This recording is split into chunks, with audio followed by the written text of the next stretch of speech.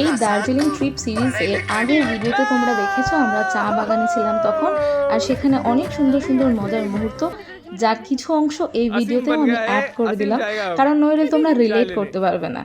তো আমরা এখানে এই বাচ্চাগুলোকে কিছু চকলেট দিয়ে আর এখান থেকে বিদায় নিয়ে এগিয়ে যাব লামাহাটার পথে।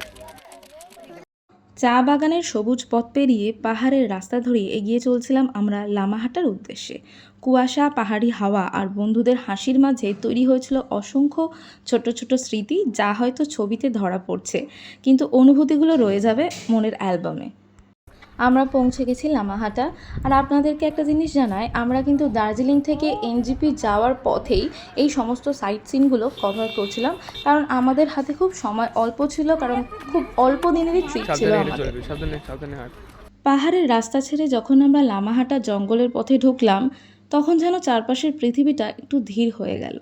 শহরের শব্দ নেই, গাড়ির হর্ন নেই, শুধু পাইন গাছের সারি, ঠান্ডা হাওয়ার স্পর্শ আর অদ্ভুত এক নীরবতা। জঙ্গলের সরু পথ দিয়ে হাঁটতে হাঁটতে মনে হচ্ছিল আমরা যেন কোনো এক গল্পের ভিতর দিয়ে এগিয়ে চলেছি। মাথার উপর উঁচু উঁচু গাছ, তার ফাঁক দিয়ে ঢুকে পড়া সূর্যের আলো আর মাটির গন্ধে ভরে থাকা সেই পথ, প্রতিটা মুহূর্ত যেন আলাদা করে অনুভব করার মতো।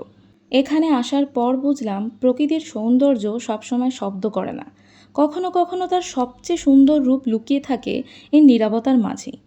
চারপাশে শুধু সবুজ আর সবুজ, আর সেই সবুজের মাঝে হারিয়ে যেতে ইচ্ছে করছিল আরও কিছুটা সময়।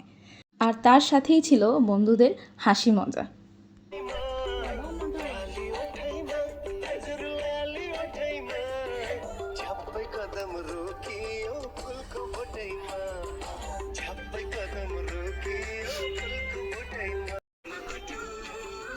অসীম শুনছে কেন ডাক্তার?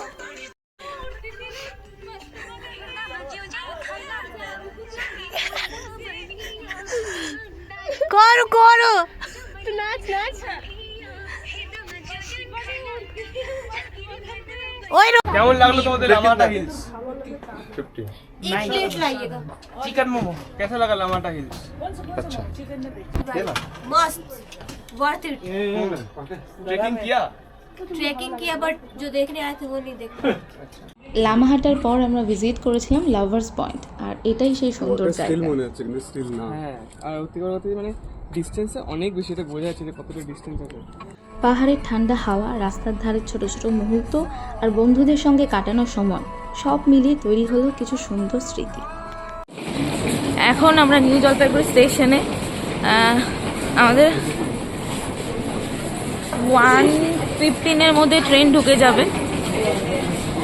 তো এখানে আমরা একটা লজে ছিলাম এসে দার্জিলিং থেকে। এখন ট্রেনের জন্য আমরা স্টেশনের দিকে যাচ্ছি। যেহেতু 1:15 নাগাদ আমাদের ট্রেন ছিল, আর সেদিন রাত্রেবেলা ট্রেনে গিয়ে আমি আর ভিডিও করতে পারিনি। এটা ছিল পরের দিন সকালবেলা, আমরা কিছু ব্রেকফাস্ট সারছি, আর ট্রেন আমাদেরকে এগিয়ে নিয়ে চলেছে আমাদের বাড়ির রাস্তায়। End of the trip, Kolkata স্টেশনে আমরা পৌঁছে গেছি, আর সবাই দাঁড়িয়ে আছে যাত্রী সাথীর জন্য। এই ছেলেটা বাবা আসবে।